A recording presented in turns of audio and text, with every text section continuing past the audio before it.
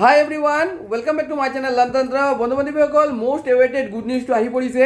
বহুতে সুধি আছিলে যে চিটেটৰ ৰেজাল্ট কেতিয়া ডিক্লেয়াৰ কৰা হ'ব আৰু ফাইনেলি আজি চিটেটৰ ৰেজাল্ট আহি পৰিছে CBSEৰ ৱেবছাইটত।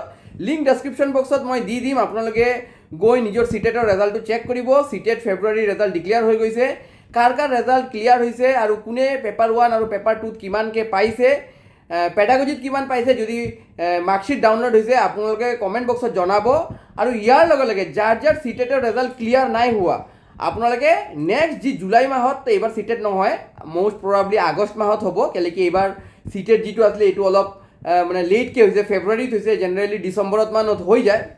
চ' এক্সপেক্টেডলি আকৌ নেক্সট চিটেট আগষ্ট মাহত হ'ব। চ' আগষ্ট মাহৰ কাৰণে কোনে কোনে প্ৰিপেৰেশ্যন কৰি আছে আৰু যাৰ ক্লিয়াৰ হোৱা নাই নেক্সট চিটেটৰ কাৰণে আগষ্ট মাহত যি চিটেট হ'ব ইয়াৰ কাৰণে কিদৰে প্ৰিপেৰেশ্যন কৰিব, চাইল্ড ডেভেলপমেণ্ট পেডাগজি যদি এইবাৰ কম নম্বৰ পাইছে আৰু বেছি নম্বৰ উঠাবৰ কাৰণে কি ষ্ট্ৰেটেজি ফ'ল' কৰিব লাগিব, অসমীয়া মাধ্যমত যিসকল ষ্টুডেণ্ট আছে, কেণ্ডিডেট আছে আৰু অসমীয়া মাধ্যমত ভালদৰে নোটছটো নোপোৱাৰ কাৰণে ক্লিয়াৰ নাই হোৱা, এইবোৰ সমস্যাৰ কাৰণে মই মোৰ চেনেলত চাইল্ড ডেভেলপমেণ্ট পেডাগজিৰ কমপ্লিট কোৰ্চ লৈ আহিছোঁ চিটেটৰ আৰু আপকামিং টেটকাম ৰিক্ৰুটমেণ্ট এক্সামৰ। এইবাৰ ক্লিয়াৰ হোৱা নাই নেক্সট চিটেটৰ কাৰণে আপোনালোকে প্ৰিপেৰেশ্যন কৰক আৰু মোৰ চেনেলটো ফ'ল' কৰিব। মোৰ চেনেলত কমপ্লিট চিটেটৰ কাৰণে নেক্সট যি চিটেট হ'ব তাৰ কাৰণে আপোনালোকে নোটছ পাই যাব আৰু গোটেই কনচেপ্ট ক্লিয়াৰ কৰাই দি আছোঁ। এটা ক্লাছ লৈ আহিছোঁ, আপোনালোকে প্লেলিষ্টত যাব, তাত চাইল্ড ডেভেলপমেণ্ট পেডাগজি বুলি এটা প্লেলিষ্ট আছে, গোটেই নোটছ পাই যাব। ঠিক আছে, যাৰ আজি ক্লিয়াৰ হৈছে পেপাৰ 1 আৰু পেপাৰ 2 কমেণ্ট বক্সত জনাব কোনে কিমান পাইছে। ঠিক আছে, চ' ইনডিড ফাইনেলি গুড নিউজটো আহিছে।